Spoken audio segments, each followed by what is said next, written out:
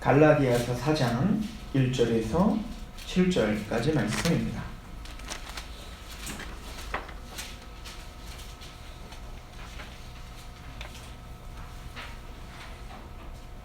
갈라디아 4장 1절에서 7절.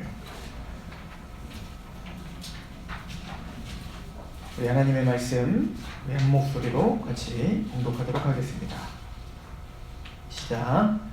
내가 또 말하노니 유업을 이을 자가 모든 것의 주인이나 어렸을 동안에는 종과 다름이 없어서 그 아버지가 정한 때까지 후견인과 청지기 아래 있느니 이와 같이 우리도 어렸을 때에 이 세상의 초등 학문 아래에 있어서 종노릇하였더니 때가 참에 하나님이 그 아들을 보내사 여자에게서 나게 하시고 율법 아래 나게 하신 것은 율법 아래에 있는 자들을 속량하시고 우리로 아들의 명분을 얻게 하려 하심이라.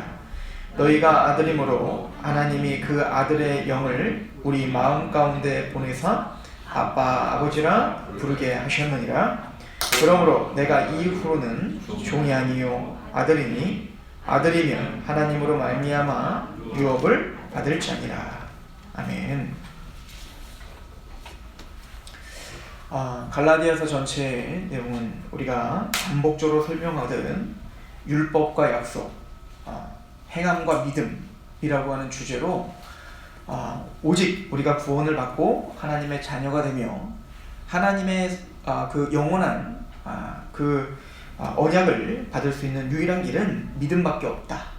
그래서 우리가 의롭다함을 받는 것은 오직 믿음입니다 는 것을 사도 바울은 굉장히 논리적으로 체계적으로 하나하나 설명하는 것이 갈라디아서이죠. 그래서 우리가 이미 앞에서 상고했듯이 사도 바울은 그것을 설명하고 변증하기 위해서 성경을 통해서 특별히 아브람, 모세의 이야기들을 통해서 왜 우리가 믿음으로만 구원받을 수밖에 없는지에 대한 이야기, 또 경험적인 것을 통해서 갈라디아 사람들아 너희가 처음 구원받았을 때를 돌아봐라. 너희가 성령을 받아 성령 세례를 받고 너희가 그 복음이 깨달아지고 그 복음이 인쳐지고 그 복음 앞에 너희가 하나님의 자녀가 되었을 때 그 성령을 받았을 때 너희가 듣고 믿음으로냐 아니면 뭔가 행했을 때 성령이 왔느냐. 전혀 우리가 행한 것이 없는데 하나님이 성령을 주신 거 아니냐. 그리고 경험적으로도 믿음으로만 구원받는 것이지 행함으로 구원받는 것이 아니니라 라고 하는 것을 우리에게 설명을 해주고 있었죠. 오늘은 사도 바울이 생각하는 하나의 예화를 통해서 감동적인 또 어떤 그 스토리를 통해서 구원받은 하나님의 백성들 너희들이 어떤 신분인지, 또한 너희가 하나님의 아들 된 신분이 되고 자녀 된 신분이 됐는데 다시 너희가 율법을 행해야 된다라고 이야기한다면, 여기서 말하는 율법을 행해야 된다는 이야기는 구원받은 자답게 반드시 어떤 그 율법을 나의 삶의 목적으로 두고 하나님에게 더 가기 위해서 하나님을 사랑하는 마음으로 그 율법을 행하려는 마음이 아니라 내가 구원받기 위해 또 구원에서 떨어질까봐 두려운 마음으로 율법을 지키고 있는 그 율법을 지킨다는 이야기입니다. 그런 마음으로 율법을 지킨다면 너희는 다시 종으로 돌아가는 것이다. 아들로 하나님은 자기 아들을 통해서 우리를 자녀 삼았는데 그 아들된 신분을 버려버리고 너희는 다시 종된 신분으로 전락하려고 하는 그런 말도 안 되는 이야기를 너희는 지금 하고 있다라고 하는 것을 이야기하고 있는 거예요. 그래서 오늘 본문에 보면 1절에 이렇게 이야기를 하죠. 내가 또 말하노니 유업을 이을 자가 모든 것의 주인이나 어렸을 동안에는 종과 다름이 없다. 이렇게 이야기를 합니다. 이 얘기는 우리가 율법 아래 살고 있을 때, 즉 율법 아래 살고 있을 때는 꼭 어떤 것과 같냐면 어떤 큰 부자가 있다고 한번 생각해 봅시다.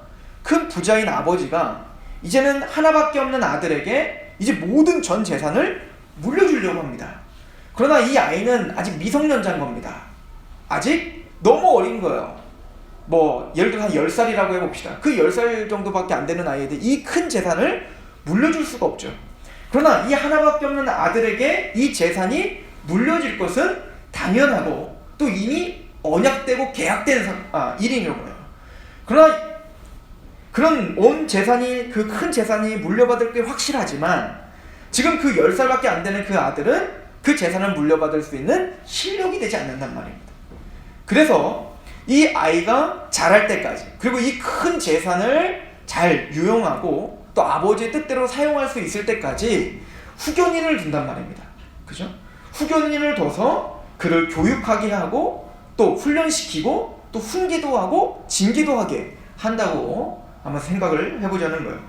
우리가 하나님이 믿음의 때까지 우리를 갖춰놨다. 그래서 믿음이 오시기 전까지, 예수님으로 말미암아 구원받기 전까지 모든 인류를 다, 또 우리 개인적인 우리를 하나님은 율법의 후견인을 하게 했다는 거예요.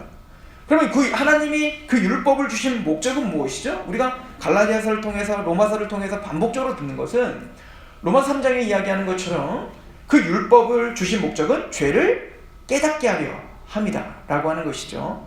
그러니까 원래 목적은 그 율법을 통해서 속박하게 하고 그 율법을 통해서 내가 자격이 안 되는 사람입니다. 나는 아무런 하나님 앞에 이 구원을 받을 수 있는 그런 자격이나 어떤 신분이나 그 어떤 거룩함이 없는 사람입니다. 이스라엘 백성들을 출애굽시키고 광야 40년을 걷게 하셔서 가나안 땅까지 보내시는데, 사실은 이 애굽에서 가나안까지는 사흘길이면 간단 말이에요. 그런데 하나님은 사흘길 동안 갈 수 있는 그 길을 40년, 이 40년은 사실은 성경에서 말하는 한 세대거든요. 한 세대. 그러니까 모든 인생을, 한 명의 인생 자체를 광야를 돌게 한단 말입니다. 그리고 어디로 가게 해요? 하나님이 언약하신 가나안에 들어가게 하신단 말이에요. 근데 하나님은 굳이 그러면 그런 고생스러운 하나님의 자녀이고 또 하나님의 사랑받는 그 어떤 민족들도 그렇게 사랑하지 않았던 민족인데, 그렇게 사랑하는 자녀인 그런 이스라엘을 왜 광야라고 하는 그런 건조한 땅, 또 하나님이 만나를 주시지 않으면, 하나님 물을 주시지 않으면 한순간도 살 수 없는 그 땅을 왜 걷게 하셨죠? 이거를 모세가 가나안 땅에 들어가기 직전에 네 편의 설교를 통해서 설명하는데, 우리 그걸 신명기라고 부르는 겁니다. 그 신명기에서 뭐라고 말하면, 신명기 8장에 보면 하나님께서 왜 너희를 가나안 이 광야를 지나게 하셨는가? 너희를 낮추려 하십니다. 사람이 떡으로만 사는 것이 아니라 여호와의 입에서 나오는 하나님의 말씀으로 사는 것을 알게 하려 합니다. 그리고 신명기 9장에 뭐라고 이야기합니까? 너희가 가나안에 들어가는 것은 너희가 공의로워서, 너희가 정직하여 들어가는 게 아니라, 너희가 뭔가 거룩하고 너희가 자격이 되어서 가나안에 들어가는 게 아니고, 또 수요가 많아서 뭔가 외형적으로 화려하고 뭔가 권력이 있고 힘이 있고 뭔가 좀 의수될 수 있는 게 있어서 너희는 참 멋지구나 해서 가나안에 들어가는 게 아니라, 너희는 대로 목이 고든 백성이라. 지금 무슨 얘기죠? 말을 듣질 않는 백성이라는 거예요. 하나님이 언약하면 그 언약, 하나님이 율법을 주는 그 율법, 그 하나도 지키지 못하는, 40년 내내 증거한 게 뭐죠? 우리는 자격 없음. 이것을 깨닫게 한 거 아닙니까? 그러니까 가나안에 들어갈 때 무엇을 알게 하시기 위함인가요? 하나님의 은혜와 아브라함과 이삭과 야곱에게 약속하신 그 약속 때문에 우리가 가나안에 들어갑니다를 철저히 그의 모든 인생을 통해서 배우게 하려 하신 거 아닙니까? 마찬가지로 하나님이 우리에게 율법을 주신 목적이 어디 있냔 말이에요. 그 율법을 주신 목적은 간단합니다. 우리를 고생시키려는 게 아니에요. 하나님은 율법을 통해서 우리가 죄가 드러나게 하고 그 죄 때문에 두렵게 할 수 있습니다. 반드시 우리는 그걸 거쳐야 되는 건 맞아요.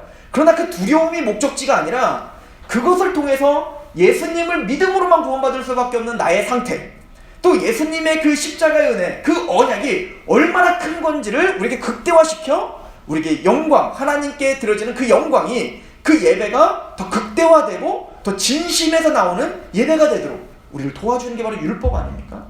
그런데 그 율법의 후견인을 뒀더니, 이제는 그 율법의 후견인이 포악하여 그 아들을 압제하기 시작했다는 겁니다. 꼭 뭐와 같냐면, 그 아버지가 그 후견인에게 내 아들 좀 잘 좀 부탁해, 내 아들이 성장할 때까지 내 아들을 좀 잘 좀 교육해줘 라고 잘 부탁을 했더니만, 이 아버지가 없는 사이에 이 후견인이 어떻게 했냐면 학대를 하기 시작한 겁니다. 학대를 하고 때리고, 그리고 그 아들에게 거짓된 걸 심어주기 시작하는 겁니다. 내가 너를 때리는 것은 아버지의 뜻이야. 아버지는 너를 싫어해. 아버지는 너를 미워한다고. 재산? 웃기지 마. 넌 아무 자격이 안 돼. 만약에 네가 내 말을 다 듣고 내 말대로 다 순종하면 이 모든 재산이 물려지겠지만, 내 말에 순종하지 않으면 너는 국물도 없어. 이게 아버지의 뜻이야. 아버지는 전혀 그런 얘기를 하지 않았단 말입니다. 그런데 그 못된 후견인이 그 중간에서 그 아들을 속이고 그 아들을 학대하고 두렵게 만들고 절망하게 만들었다. 이게 얼마나 기가 막힌 노릇이에요. 그런데 지금 유대인들에게 지금 율법이 그러고 있다는 겁니다. 그 율법이 잘못된 걸까요? 아니요. 성경은 율법이 잘못됐다고 말하지 않죠. 갈라디아서 앞쪽에 이미 그래서 사도 바울이 뭐라고 했습니까? 이 율법은 하나님께서 거룩한 천사를 통해 모세에게 주셔서 우리에게 전해진 것이다. 그러니까 하나도 하자가 없다고요. 언약은 하나님을 통해서 아브라함에게 주어진 것이고, 물론 아브라함에게 주신 복음과 모세에게 주신 율법을 대칭시켰지만 우리가 지난주에 상고했듯이 그 율법이 거짓된 게 아니고 율법이 잘못된 게 아니라고요. 그럼 무엇이 잘못됐을까요? 마귀가 그렇게 했다는 것입니다. 사탄이 그 거짓된 영이 그 율법을 왜곡시키고 외도하게 했다는 거예요. 그래서 마땅히 하나님이 우리에게 주신 율법을 주신 목적이 있는데 그 목적을 가리고 속이고 그 율법을 사용하여 정죄함을 받게 하고 두렵게 하고 절망하게 했다는 것이죠. 그런데 사도 바울이 지금 보기에는 갈라디아에 있는 그 교회들이 지금 그렇게 속고 있다는 겁니다. 아버지께서 율법을 주신 목적은 따로 있는데 또 율법을 주신 그 목적은 사랑이고 은혜고 자비예요. 그 율법을 통해서 나의 자격 안 됨을 깨닫고 그리스도께로 인도하는 초등교사, 몽학선생이라고 우리는 이미 배웠지 않습니까? 그 율법을 통해서 내 죄를 깨닫고 예수님을 믿고 오직 길이요 진리요 생명이신 예수 그리스도로 말미암아 내가 영생을 얻었습니다라고 하는 기쁨으로 인도하는 율법인데, 사탄은 그 길을 아버지와 우리 사이를 갈라놓아 그 율법으로 권능을 행하고 두렵게 하고 사탄이 우리를 속박하고 우리를 종으로 삼았다는 거예요. 이게 사도 바울이 하는 얘기입니다. 즉 율법은 좋은 거지만 그 율법이 마귀의 손에 들어가서 우리를 속이기 시작할 때 우리는 뭐죠? 그 율법에 속박당하고 우리는 그 율법에 두려워하며 나는 자격이 안 되는 사람입니다. 맞죠? 그러나 거기서 이제 약속으로 나가야 되는데, 주님께로 나가야 되는데 주님께 나갈 수 없는 존재라고 속게 하는 거, 이것이 지금 율법을 잘못 왜곡된 상태인 것이죠. 꼭 베드로와 유다와 비교해보면 돼요. 베드로도 유다도 죄를 깨달았죠. 유다도 예수님을 팔았고 베드로도 예수님을 부인했습니다. 동일한 만열입니다. 그러나 다른 점이 있다면 유다는 그 예수님을 팔았다는 죄책감, 그 죄를 깨달아 스스로 절망 가운데 빠졌다면 베드로는 그 절망에서 끝난 게 아니라 그 죄책감이 예수님만을 붙잡을 수밖에 없는 상태라는 걸 깨닫고 그 예수님께 나아가 난 당신을 사랑합니다 라는 고백을 했다는 것이 다른 것이죠.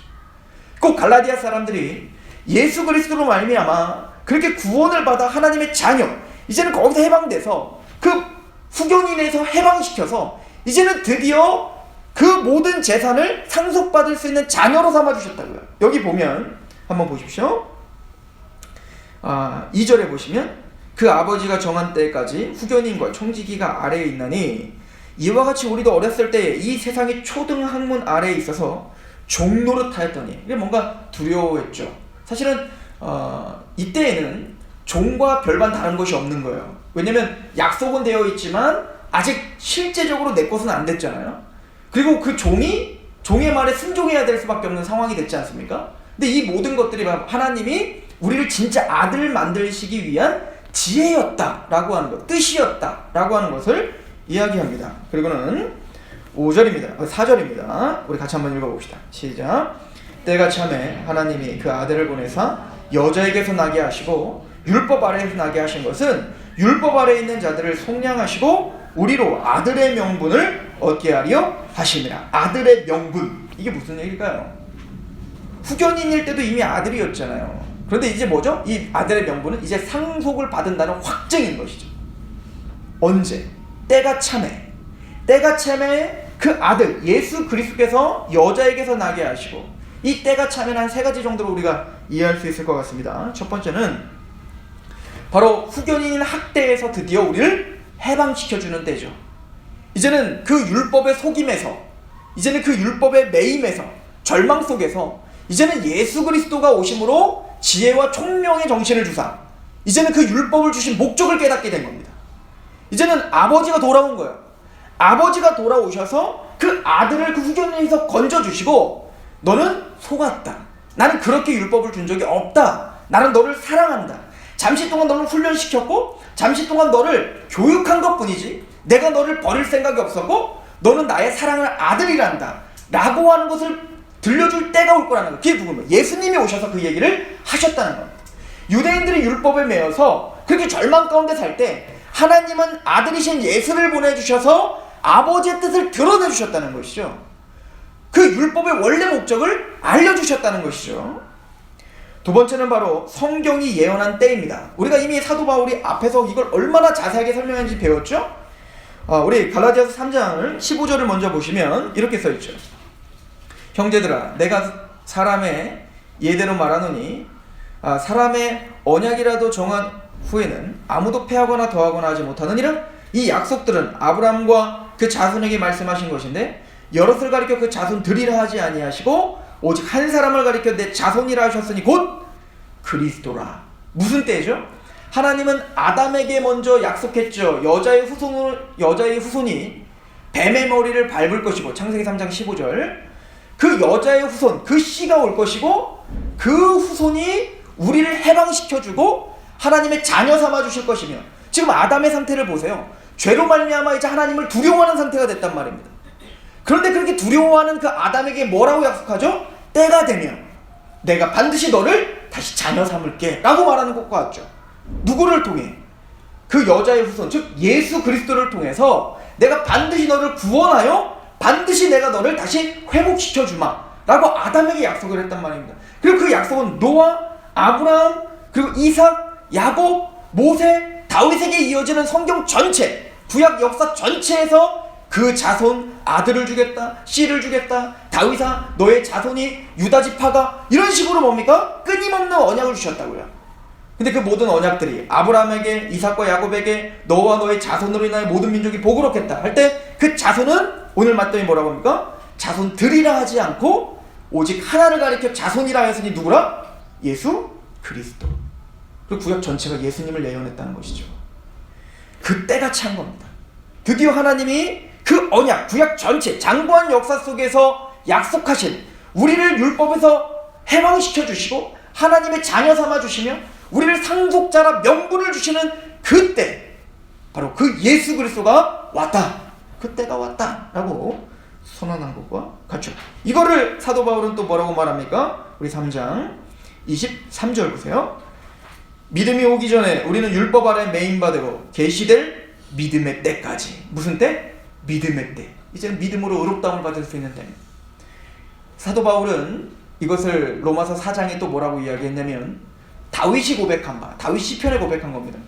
경건하지 아니한 자를, 일한 것이 없이 경건하지 아니한 자를 의롭다 하시는 그 하나님을 믿는 그 믿음으로 의로 여기시겠다.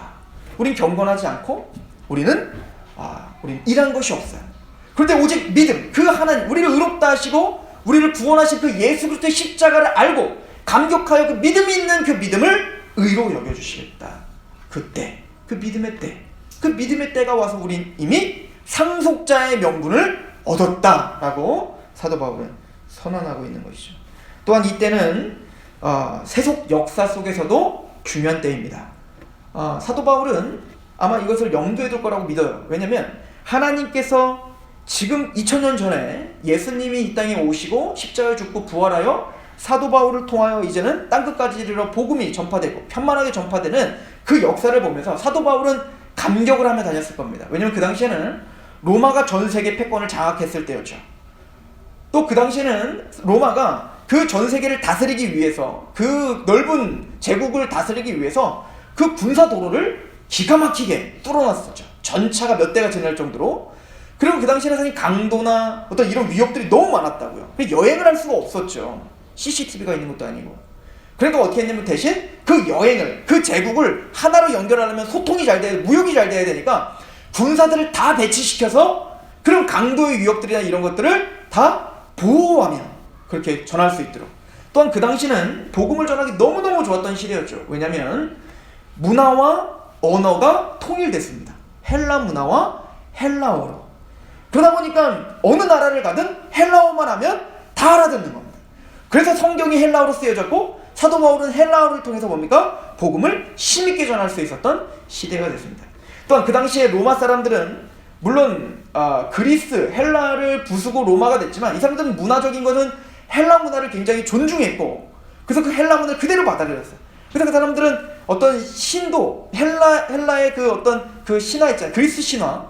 이런 것들도 다 믿고 또 그거를 의지하며 살았는데, 이 예수님이 오실 그때는 그 헬라, 그리스 신화에 대한 어떤 흥미가 잃어버린 때였다고 합니다. 그리고 뭔가 율법, 유대인들은 율법에 의해서 이제 절정에 달았다. 그 속박과 율법의 어떤 형식주의가 절정에 달았다. 드디어 진정한 종교, 진정한 자유를 찾고자 하는 어떤 마음이, 하나님이 마음을 만들어 놓으신 그때 하나님은 예수 그리스도를 오게 하셨고, 바울을 통해서 힘있게 정말 땅끝까지 복음이 편만하게 전파되는 그런 놀라운 역사를 폭발적으로 일어나게 했죠. 이건 하나님의 때인 거예요. 성경에서 예언하고 그 예언한 것을 성취하시기 위해 전 세계와 모든 역사를 주장하시는 하나님의 역사가 맞아떨어지는 그때 예수 그리스도가 정말 오신 겁니다. 그때가 참에 예수님은 오셔서 율법 아래 오셔서 율법에 매인 우리를 속량하셨다, 우리를 자유케 하셨다라고 선언하고 있는 것이죠. 그리고는 그때에 그 예수님께서 무엇을 하셨다고 말합니까? 오늘 굉장히 중요한 이야기인데요. 우리 6절 보십시오. 4장 6절. 너희가 아들임으로 하나님이 그 아들의 영을 우리 마음 가운데 보내사 아빠 아버지라 부르게 하셨느니라. 그러므로 내가 이후로는 종이 아니요 아들이니 아들이면 하나님으로 말미암아 유업을 받은 자들이다. 이렇게 설명하는 것 같지 않습니까? 성령님이 하는 역할이 뭘까요? 우리 로마서 5장을 잠깐 가보세요. 로마서 5장.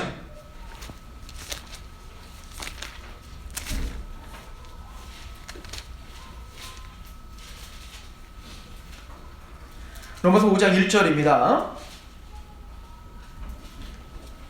하나님의 나라는 먹는 것과 마시는 것에 있는 것이 아니라 성령 안에서 의와 평강과 희락이니라 라고 하는 그 부분을 사도 바울이 해석한 부분입니다. 로마서 5장은 1절. 그러므로 우리가 믿음으로 의롭다 하심을 받았으니, 의죠. 즉 믿음으로 의롭다함을 받았다는 그 의입니다. 우리 주 예수 그리스도로 말미암아 하나님과 화평을 누리자. 평강이죠. 그래서 하나님과 바른 관계를 맺은 우리는 세상이 줄 수 없는 평강을 누립니다. 그리고 더 나아가서 2절 또한 그로 말미암아 우리가 믿음으로 서 있는 이 은혜에 들어감을 얻었으며 하나님의 영광을 바라고 즐거워, 희락이죠. 기쁨이요. 세상이 줄 수 없는 그 소망, 그 영원한 구원의 완성, 하나님의 나라, 이걸 바라보면서 우리는 뭐죠? 기쁨이다, 희락입니다. 그런데 복음이란, 우리에게 주어진 그 복음이라는 건 그것뿐만 아니라 더 나아가 우리의 실제적인 어려움과 고난과 환난을 이길 수 있는 능력이라는 거예요. 3절 다만 이뿐 아니라 우리가 환난 중에도 즐거워하니 이는 환난은 인내를, 인내는 연단을, 연단은 소망을 이루는 줄 알미로다. 그럼 우리가 어떻게 환난 중에도 승리할 수 있을까요? 어떻게 환난 중에도 우리는 그걸 이겨내고 우리가 믿는 그 소망을 부끄러워하지 않을 수 있을까요? 성령님 때문이요. 우리 같이 읽어봅시다. 5절부터 우리 8절까지입니다. 시작. 소망이 우리를 부끄럽게 하지 아니함은 우리에게 주신 성령으로 말미암아 하나님의 사랑이 우리 마음에 부음받음이니 우리가 아직 연약할 때에 기약대로 그리스도께서 경건하지 아니한 자를 위하여 죽으셨도다. 의인을 위하여 죽는 자가 쉽지 않고 선인을 위하여 용감히 죽는 자가 혹 있거니와 우리가 아직 죄인 되었을 때에 그리스도께서 우리를 위하여 죽으심으로 하나님께서 우리에 대한 자기의 사랑을 확증하신 때가 차네. 여자에게서 나게 하시고 율법의 속박에서 우리를 어떻게 하셨다는 거예요? 속량하셨다. 이거죠. 우리가 아직 죄인 됐을 때, 경건하지 아니할 때 우리를 위하여 십자가의 죽으심으로 하나님의 사랑을 확증하셨다. 근데 이 사랑을 누가 부어주신다고요? 성령님이 부어주신다는 겁니다. 사도 바울이 이렇게 이야기하는 것 같습니다. 갈라디아 사람들아, 너는 이미 성령을 받았지 않느냐? 너희가 처음에 성령을 받을 때 믿고 듣고 믿음에서냐? 아니면 뭔가 듣고 행함에서냐? 너희가 뭔가 행하지 않고 경건하지도 않고 너희가 뭔가 자격이 되지 않을 때 그 복음을 듣고 믿을 때 그 성령님은 오셔서 하나님의 그 십자가 사랑을 깨닫게 해주시지 않았느냐? 그래서 그 성령님이 너에게 행하신 일이 뭐냐? 그 하나님을 이젠 두려워하지 않고 이제는 그 율법을 주신 목적을 정확하게 알아 그 하나님을 아빠, 아버지라 부르짖게 하셨느니라. 이게 오늘 갈라디아서의 이야기인 거예요. 성령님은 우리에게 양자의 영을 부어주셔서, 양자의 영이라 불러주신 성령님을 양자의 영을 부어주셔서 하나님을 아빠, 아버지라 부르짖느니라. 이제는 그 상속주이신 그 아버지가 바로 내 아빠구나 하는 거예요.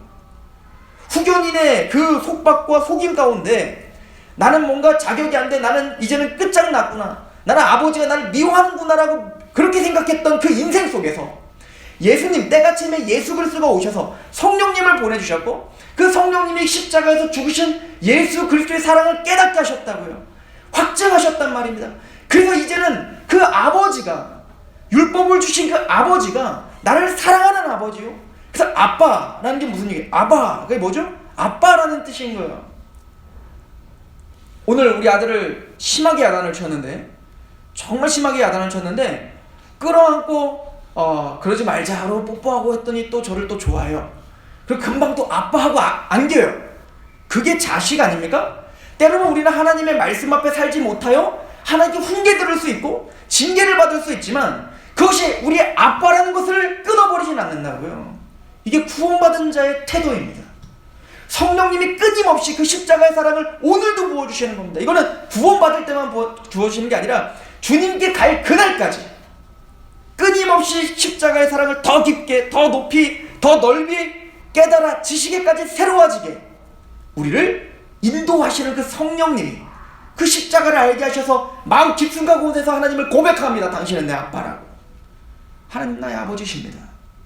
내가 환난 속에 있을지라도, 내가 때론 죄 가운데 넘어질지라도 당신은 나의 아버지십니다. 이 확신증이 있는 게 바로 구원받은 사람인 거예요. 그런 사도 바울이 이렇게 물어보는 것 같죠. 너희가 그렇게 하나님의 사랑으로 확증받아 상속자의 명분을 얻었고 너희가 그렇게 아들 되었는데 그 헛된 율법을 지켜야, 할례를 받아야 네가 구원을 받는다. 이 얘기는 다시 후견인에게로, 그럼 포악한 후견인으로 들어가 나는 아들 아닙니다, 난 종이 되고 싶습니다 라고 하는 것과 같다. 너희는 아들이다. 너희는 사랑받는 아들이지 종이 아니다. 이미 신분은 상속자여 아들된 신분으로 바뀌었거늘 너희가 다시 박박 기어들어가 그 포악한 후견인에게 들어가서 난 당신의 종입니다, 꼭 너희가 그러고 있는 것과 같구나. 지금 사도 바울은 그거에 대한 안타까움을 토로하고 있는 것입니다. 종된 신앙과 아들된 신앙이 있습니다. 우리는 아버지를 두려워합니다. 물론 두려워합니다. 아들들도. 그죠? 아들이 아버지가 화를 내면 안 두려우면 되겠어요? 더욱더 터져야지 그러면. 그러나 적어도 그것이 아버지의 아들이다, 사랑받는 아들이다라고 하는 것을 흔들지는 못하는 거예요. 똑같이 1000만원짜리 도자기가 있는데 그 도자기를 만약에 종이 깼다고 해봅시다. 그는 두려울 겁니다. 뭐가 두렵죠? 근본적으로 두려울 겁니다. 이제 그걸 물어낼 수 없는 자신의 처지, 그걸 쫓겨날까봐 두려울 것이고 또는 어떤 대우를 받을까, 그게 두려울 겁니다. 그러나 동일한 그 1000만원짜리 도자기를 아들이 깼다고 해봅시다. 두려울 겁니다. 물론 두렵죠. 그러나 그 두려움은 종이 갖고 있는 두려움과는 차원이 다른 두려울 거예요. 혼날까봐 두렵겠죠. 아버지를 노엽게 하고 아버지의 마음을 아프게 했을까봐 두려운 거겠죠. 또한 그것 때문에 내가 아버지한테 징계받을까봐 두려운 거겠죠. 그럼 빨리 가서 회개하면 되는 겁니다. 우리의 신분은 종이 아니라 아들이란다. 사도 바울은 우리에게 그 얘기를 하고 싶은 것이죠. 우리는 이미 예수 그리스도로 때가 참에 십자가에 죽으신 예수님으로 아들 되셨고 하나님을 아빠, 아버지라 부르짖습니다. 오늘도 그 성령님은 우리에게 그 하나님의 사랑을 부어주셔서 어제보다 오늘, 1년 전보다 오늘 그 아버지를 더 사랑하고 그 아버지에게 더 평강을 누리는 그 자리를 인도하고 가는 것입니다.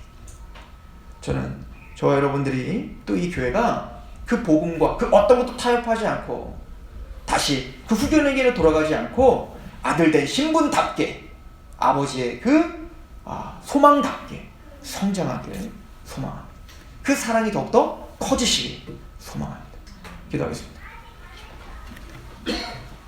하나님, 아버지께서 주신 그 율법이 우리를 때론 두렵게도 할 수 있고 또 하나님의 거룩하신 말씀 앞에 살지 못했던 그 죄송스러움과 또 그 애통함이 우리에게 매번 있고 또 앞으로도 계속 있을 것입니다. 사도 바울이 고백한 것처럼 오라 나는 공고한 사람입니다. 이 사망에서 나를 좀 건져주십시오. 이렇게 죄 가운데 마음은 하나님의 뜻대로 하나님 말씀대로 살고 싶은데 내 마음에 또 다른 법이 나를 사로잡아 죄에 넘어지게 하고 또 하나님 앞에 또 그렇게 연약한 자임을 드러나게 되었습니다. 오라 나는 곤고한 자입니다. 그러나 내가 주 예수 그리스도로 말미암아 기뻐하고 즐거워한다 라고 말했던 것처럼 그럼에도 불구하고 십자가의 은혜가 우리를 구속했으며 하나님의 자녀된 그 신분을 변하게 하지 못함을 알기에 또 그 성령님이 오늘도 그 거룩하신 아버지 하나님을 아빠라 고백하게 하시는 그 은혜가 있기에 우리는 또 주의 보좌 앞에 담대히 나아가 회개하며 예배하며 하나님을 갈망합니다. 주여 우리의 생각과 마음과 우리 의지를 붙잡아 주셔서 자녀답게 성장하게 하시고 자녀답게 처리 들은 하나님을 영광스럽게 하는 그런 예배자로 우리를 성숙시켜 주옵소서. 그 어떤 이론도 그 어떤 이단적 사설도 이 믿음을 흔들지 못하도록 성령님 주장하소서. 예수 그리스도의 이름으로 감사하며 기도합니다.